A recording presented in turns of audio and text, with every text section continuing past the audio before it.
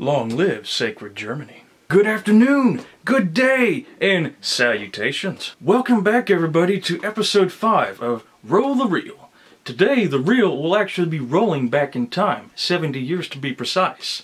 Back to World War II, where everybody was just in a really bad place, to be quite honest with you. Bryan Singer, I mean, love him, hate him, I really don't care. As long as the guy can make really decent films. Oh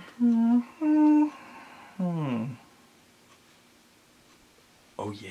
And granted, he may have had one or two blunders here and there.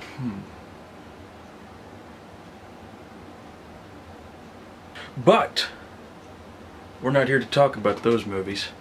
We're here to talk about a little gem that I like to consider a really underrated film, to be honest with you. This film is kind of a period piece because it takes place back in World War II. And since Bryan Singer directed this film, I kind of see it as an extension of the beginning scene from X-Men 1, where it shows the 1944 segment, Magneto's in the concentration camp with his parents. And it's just the feel of Nazism in World War II.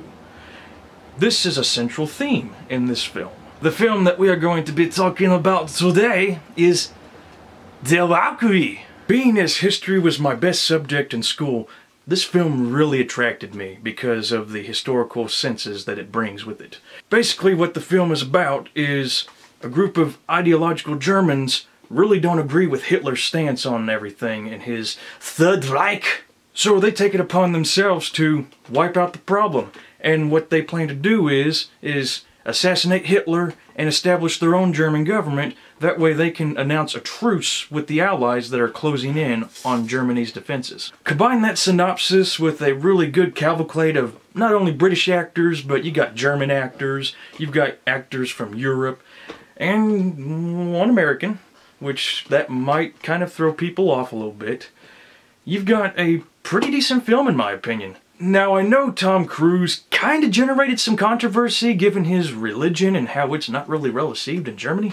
And I also read online that his portrayal of Klaus von Stauffenberg, he did not necessarily portray the charisma that Stauffenberg was known for, but the stoic appearance that Cruise gives in this performance really kind of shows me the determination and the focus that Stauffenberg had when he was leading this crusade against Hitler. I really do praise these actors because one thing that they get across in this film extremely well in certain areas is tension. There are scenes whenever Cruise is actually directly involved with Hitler himself and trying to get stuff done with Hitler's approval while also at the same time not letting Hitler on to the fact that this guy is conspiring against him. Whenever I'm watching those scenes, I don't feel like I'm watching a film because I feel like I'm in the moment. That's how much I really enjoy this film. The cinematography is really beautiful. Overhead shots whenever planes are flying above the ground. And the film uses very small visual effects. Most of the visual effects go to making Cruise look like he has no fingers and no hand because he was attacked at the beginning of the film and became injured. I think the visual effects actually are better because not so much of the budget is being concentrated on visual effects. Less visual effects make them actually crisper and sharper, and you can really tell that they're not there. You actually buy that Tom Cruise is missing fingers and a hand. It's amazing. One thing that I do kind of have to admit about this film, if you really don't know much about the history or the subject matter behind Operation Valkyrie, you might get kind of lost. So it probably wouldn't hurt to kind of do a little bit of research just so you kind of know what's going on. But besides that, I still think this is a really good film for people to watch because it is kind of a history lesson. And just watching it, you tend to feel really good that there were people out there willing to sacrifice and put everything on the line to do what they knew was right. In the film, there were talks about they're not doing this for personal gain. It is their principles that are involved. And their principles tell them that all of the atrocities that were being conducted by the Germans that were Nazisms did not sit well with them, and it made Germany look bad. And that is exactly what Tom Cruise's character meant in the film when he said, "Long live sacred Germany." In a way, I do kind of see parallels between Valkyrie and the film that Steven Spielberg did recently called Lincoln.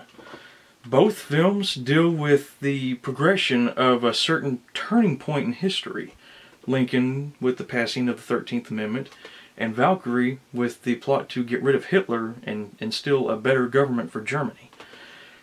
Now, both films do require kind of a history lesson, as I mentioned earlier, but they both follow the trials and tribulations of people wanting to do the right thing. If you think Lincoln was a really good film, give Valkyrie a shot, because this is just history lessons, I'm telling you. You tend to learn stuff when you watch films. I mentioned this in an earlier video. But above all, this film does show that if you have a group of people that you know are evil, there could be people within that group that don't see eye to eye with all that, and that they do genuinely care. It just doesn't seem like it because there are a select few. That is why I recommend watching this film. Give it a shot. I mean, you can't do anything wrong. It's a good film, I personally feel. I'd like to close out this episode of Roll the Reel with an inscription that is on the German Resistance Memorial in Berlin. You did not bear the shame. You resisted, sacrificing your life for freedom, justice, and honor. Until next time, folks, save me a seat at the box office. Tellyo.